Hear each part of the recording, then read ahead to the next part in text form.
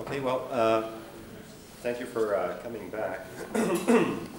We're going to talk about capturing investment opportunities to megatrends, which is basically the subject is generating alpha, not beta, and capturing megatrends and not market trends. I think what's going to be interesting with this panel is we have a very diverse group of investors. You all know Shahid, who manages a fixed income portfolio and conventional and alternative. We also have a pension fund manager, we have a hedge fund manager, and we have an endowment fund manager, which is typically a multi-asset class, directional, and alternative. So I will allow for each of the participants to introduce themselves very briefly, tell who they are, what they do, and then we'll jump into the discussion straight on. Shahid? Okay, introducing myself again. I'm Shahid Ikram. I'm Deputy CIO at Aviva Investors. My focus tends to be credit and sovereign bonds.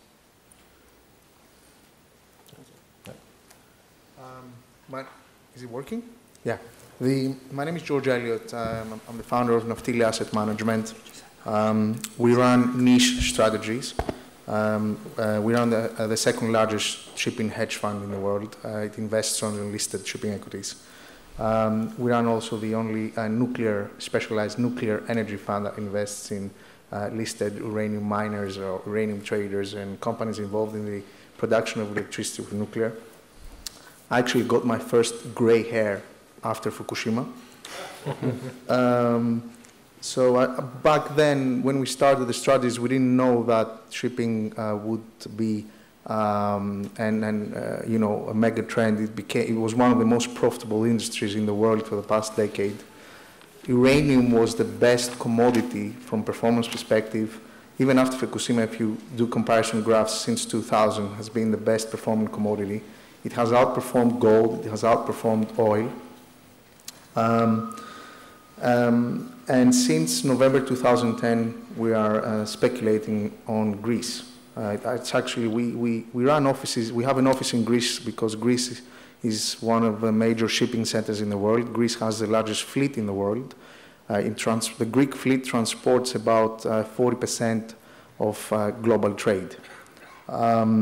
So for the first time, I can justify my location for another reason, which is to speculate on what's going on in Greece. Earlier on, I was very happy to hear Mr. Faber discussing about rising demand of oil in Asia and in China. China is not going to solve their energy problem with solar or aeolian or oil or coal. They're going into nuclear. US is supporting nuclear. There is negative news flow from Germany and other countries.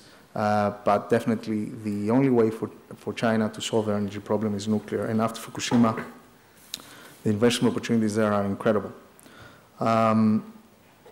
Mr. Faber also touched upon the Middle East crisis and potential conflicts. I would like to remind you that during the Lebanese crisis, because Libya is completely different, back in the summer of 2006, within a period of 2 weeks, freight rates for tankers, for very large crude oil carriers to transport oil from the Arabian Gulf to the Far East, went from $25,000 a day to $250,000 a day.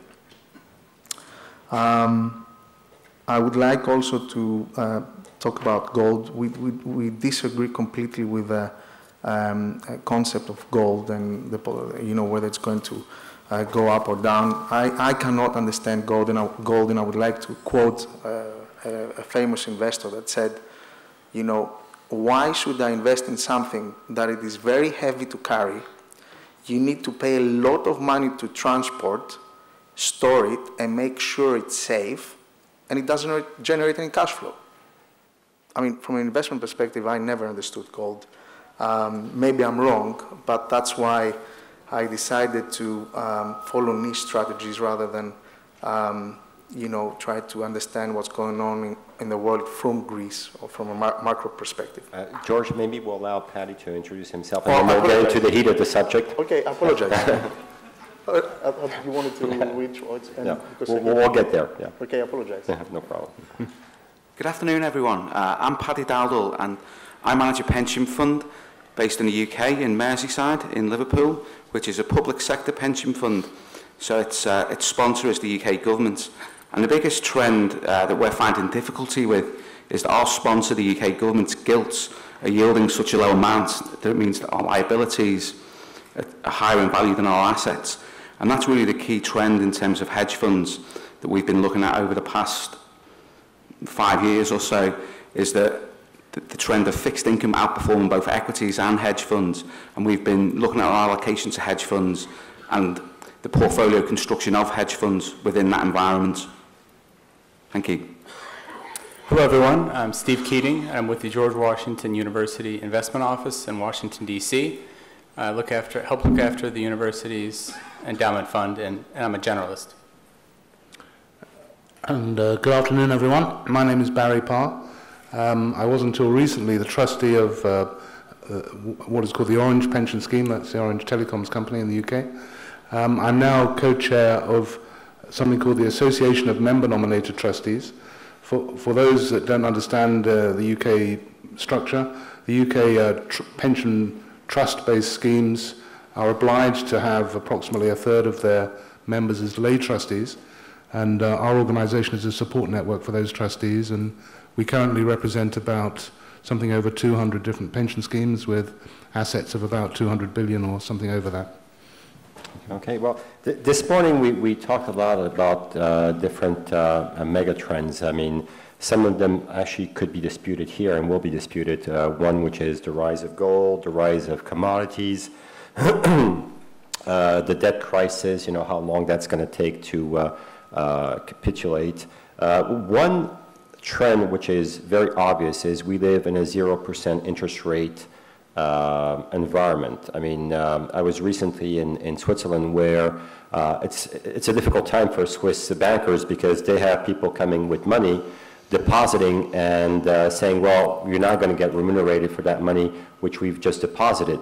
So what can you give me? And the only answer of the Swiss banks are to say, well, if you don't want our credit risk, it's very simple. We're going to rent you a vault.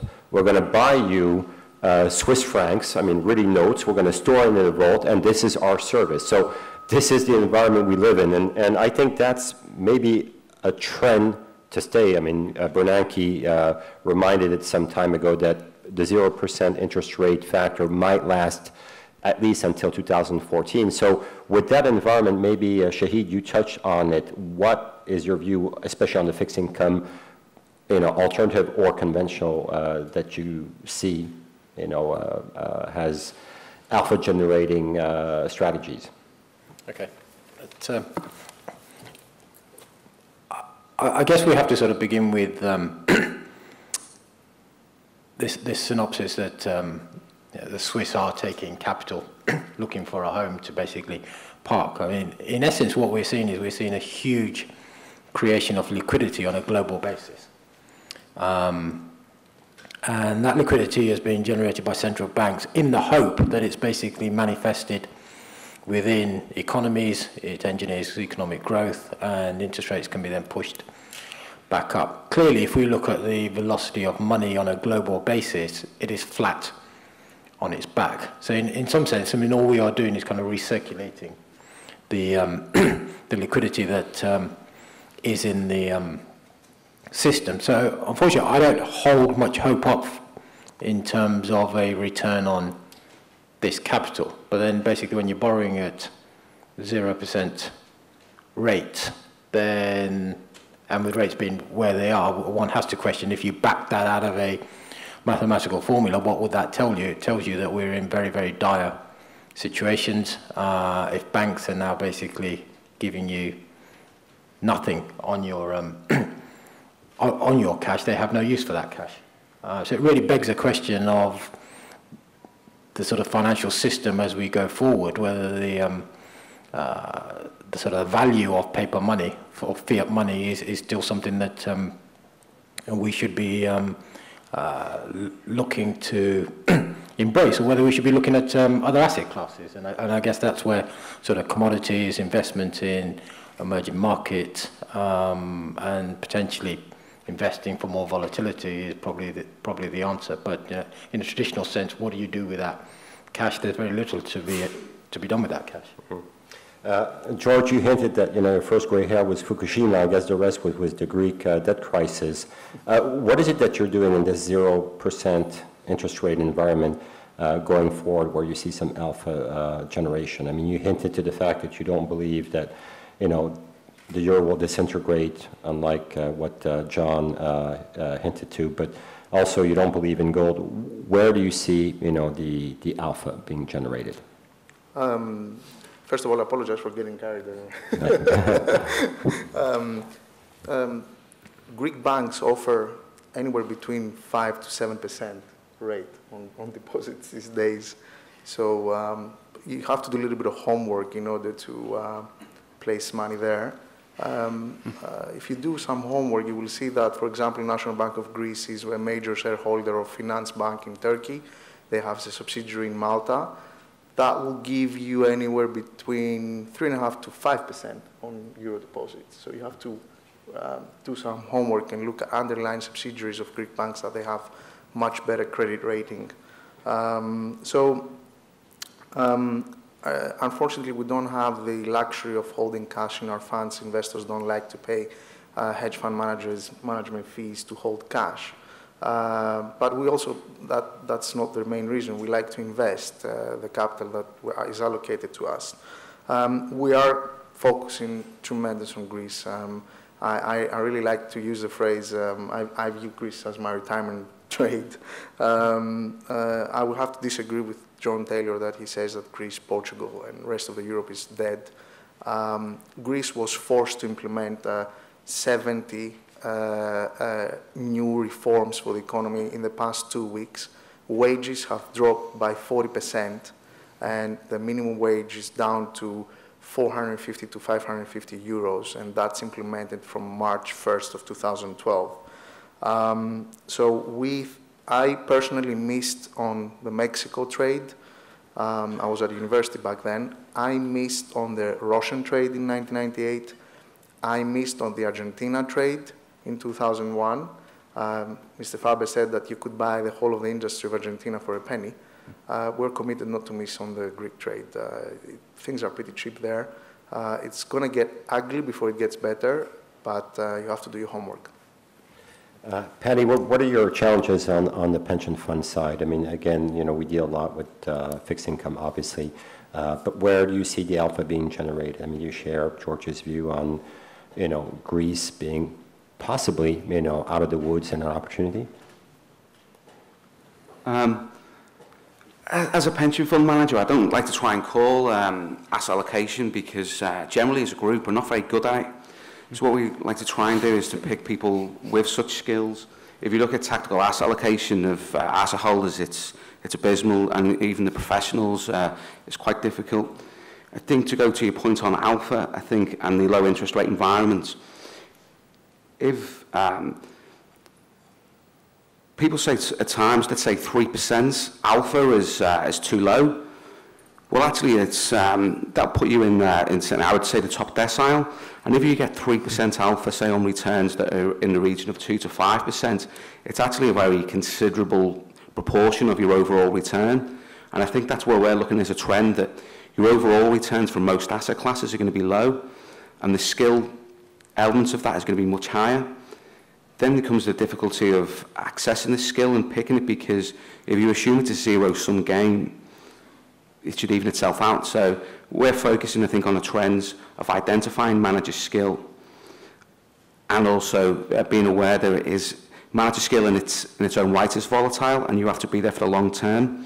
So we're really focusing on that rather than trying to pick ourselves specific areas such as Greece for immediate alpha opportunities.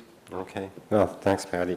When it comes to Steve, the endowment fund, that's an interesting animal, because basically it's a multi-asset class. I mean, the world is your oyster. Steve, by the way, came into George Washington University, never got out of it, came in as a student, and is now, a major contributor to managing the endowment fund of the university. So we had a brief discussions on your views in the past on alternative asset managers and hedge funds. Going forward in 2012, I mean, where do you see the alpha, if you can, disclose what your thoughts are on it? Sure. So what we've been doing over the last few, I guess, months, and even as far back as a year or two ago, is selling our bonds, just based on valuations, and trying to allocate on dips to blue chip equities as well as emerging market equities, and holding cash. The world's an uncertain place, and we are no better at predicting it than anyone else, and so as our rainy day, we're just trying to hold more cash and shorter term bonds and take advantage of opportunities in emerging markets and try to collect some dividends from some global blue chip companies. Okay. Barry? Okay, from our point of view, pension schemes have been encouraged to reduce their equity holding in the last year or two because of risk. Bonds clearly are also a pretty poor case at the moment. So I would say there's quite a strong interest in increasing alternatives. And Shahid mentioned the percentage investment into alternatives is increasing. It is going back up towards the levels it was at the time of the financial crisis. I would say the asset class within that is particularly interesting to pension schemes is infrastructure. And why is that? It's not necessarily because of exotic returns, but it's because of a potentially solid returns over a long period of time. The OECD, for example, estimates that the investment that's required, global investment that's required in infrastructure and also in some energy projects, and that includes water, for example, is something like 2 trillion a year for the next 40 years. And that is largely additional to that which has been invested so far. And as a long-term asset class generating perhaps 5 to 8%, something in that region, that potentially is very attractive for pension schemes. Yeah. No, I think actually infrastructure projects, for especially the sort of animal you manage, which are pension funds, long-term, are great. But obviously, for a lot of us that are more short-term, we tend to look at alternatives as a way of, managing the correlation to the market. I think what's interesting, and I know what your views are, is, that there is a trend which is the change of the old world, or the Western world, in terms of its productivity, its stance in the world, its credit stance, more importantly.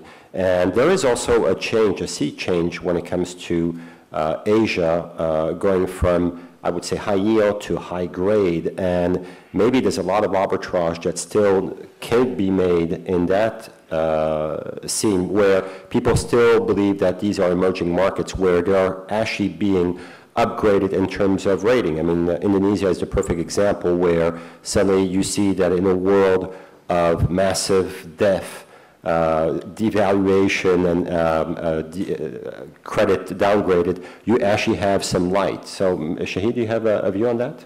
On emerging market debt and high yield and so forth? Sure, yeah, absolutely. I guess with the region, there's two sort of factors that we all need to be clear about. Firstly, China is basically an empire in ascendance. Everything China is doing today is reminiscent of all the major empires that have risen. It is securing resources. It is basically putting together trade pacts. It is beefing up its navy for security. It has aligned itself with trading routes with its, I think they call it the string of pearls, where they basically have, China has pretty much got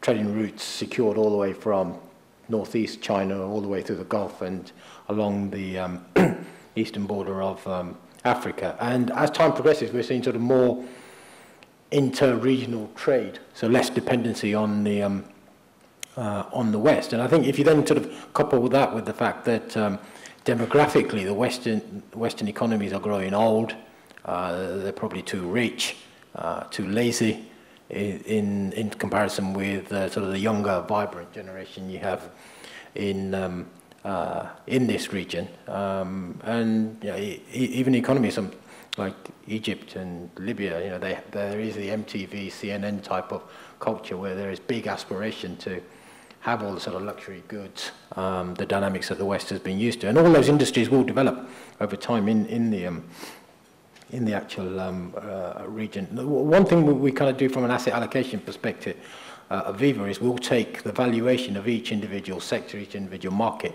and back out the implied growth.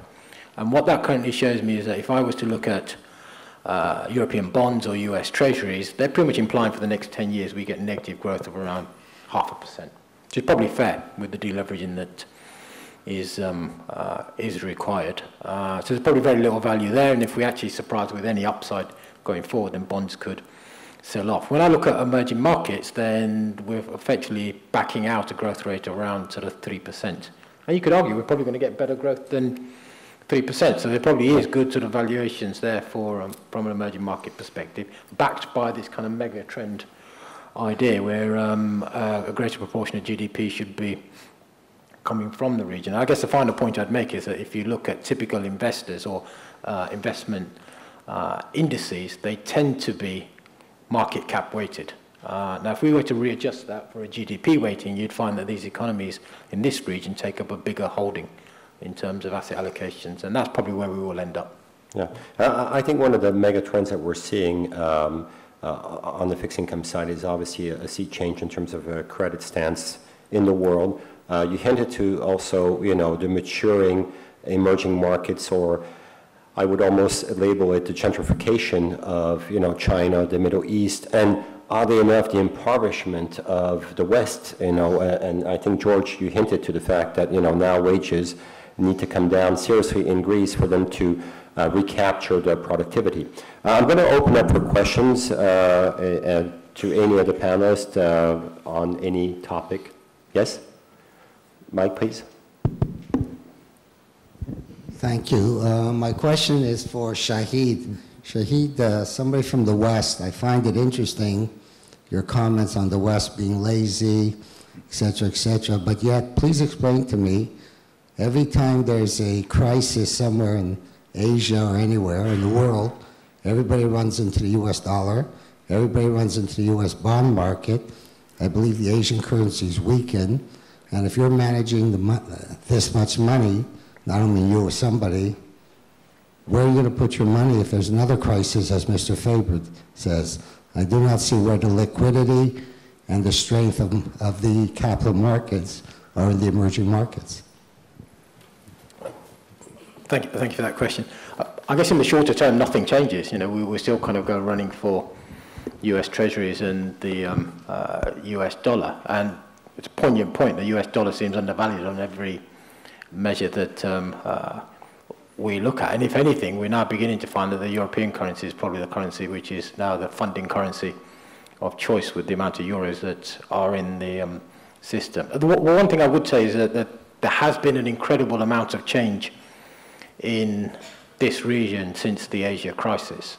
And although the readjustment was very, very painful, enforced by the IMF, the region today is blossoming as a result of the sort of structural reform that was enforced upon these economies. And it's exactly that. So that's required now in the West. We need structural reform.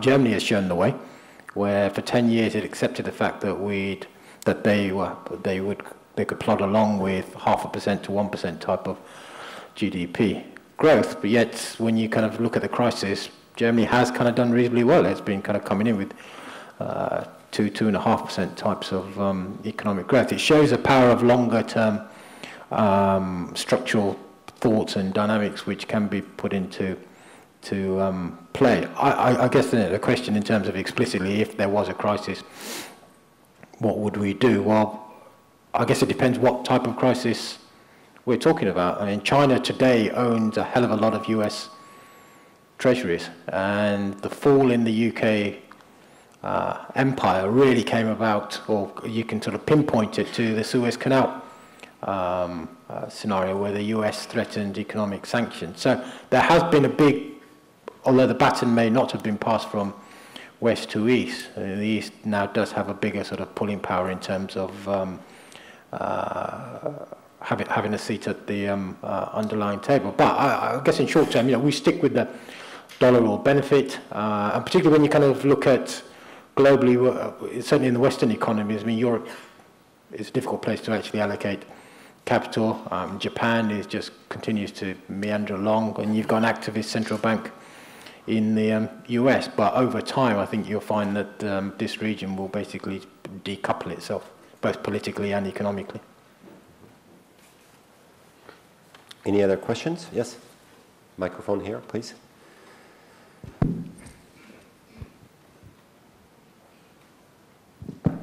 Thanks.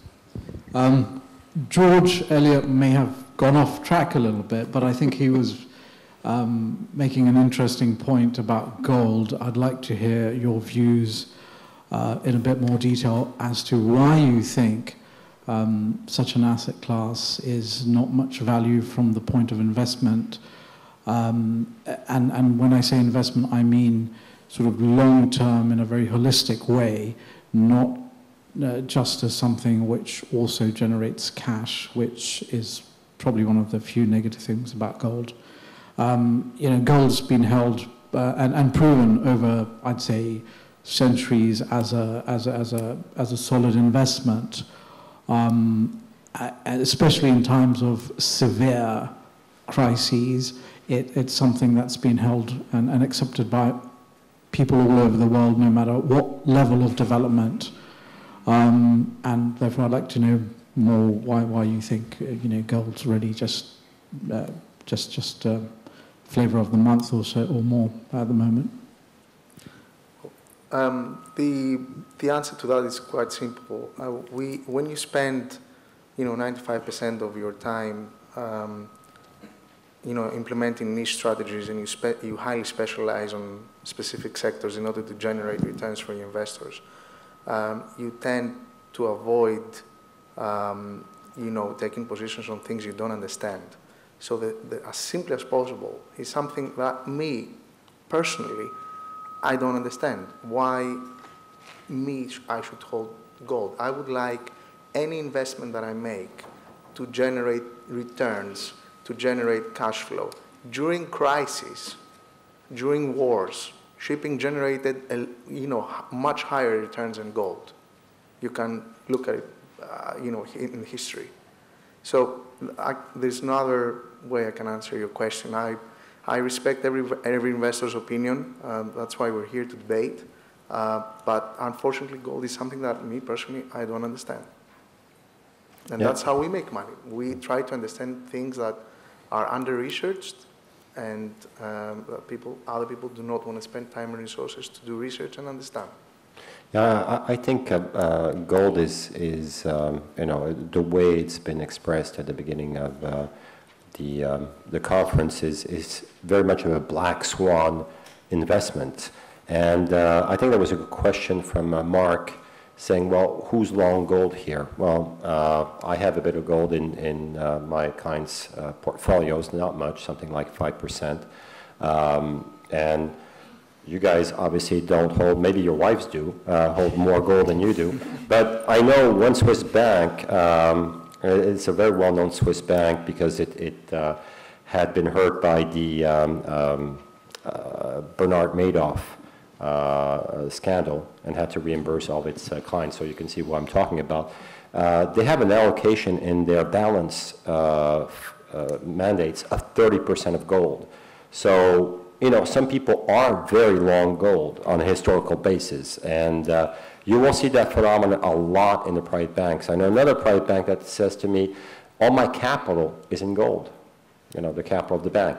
So very daring. I mean, who's to tell whether they're wrong or I'm wrong? But I think people are longer gold than one might think. Very much like people are, as I think John from FX Concept said, people tend to be short dollar these days, and it might turn around. Any other questions for any other panelists? No? Okay. Well, thank you for attending this panel, and please. Thanks the participants.